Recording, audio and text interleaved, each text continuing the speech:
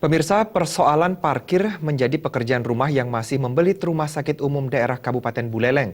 Berbagai alternatif pun muncul, diantaranya akan membangun parkir bertingkat. Direktur Rumah Sakit Umum Buleleng Gede Wiyartana mengatakan, parkir menjadi salah satu permasalahan yang belum bisa dicarikan jalan keluarnya.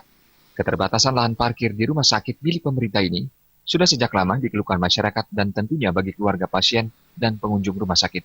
Tak hanya itu, karyawan rumah sakit juga kerap mengeluhkan lahan parkir yang kurang memadai.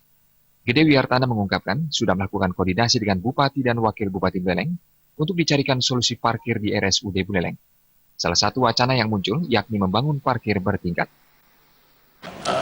Kita diskusikan dengan Bapak Bupati, dengan Pak Wakil dan berbagai pihak memang ada wacana untuk membuat parkir bertingkat supaya tidak meluber ke jalan.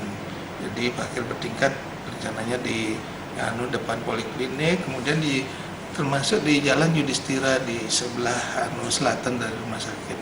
Itu rencananya. Jadi itu baru wacana memang. Jadi belum sampai ke implementasinya belum. Tapi mengatasi itu tentu itu upaya-upaya untuk menambah parkir. Wiyartana menambahkan setiap harinya sekitar 520 orang datang ke poliklinik saja.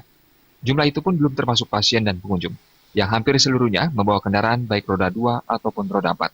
Situasi tersebut mengakibatkan lahan parkir saat ini tidak dapat menampung seluruh kendaraan, sehingga tidak sedikit yang memilih parkir di luar rumah sakit. Komang Yuda, Bali TV.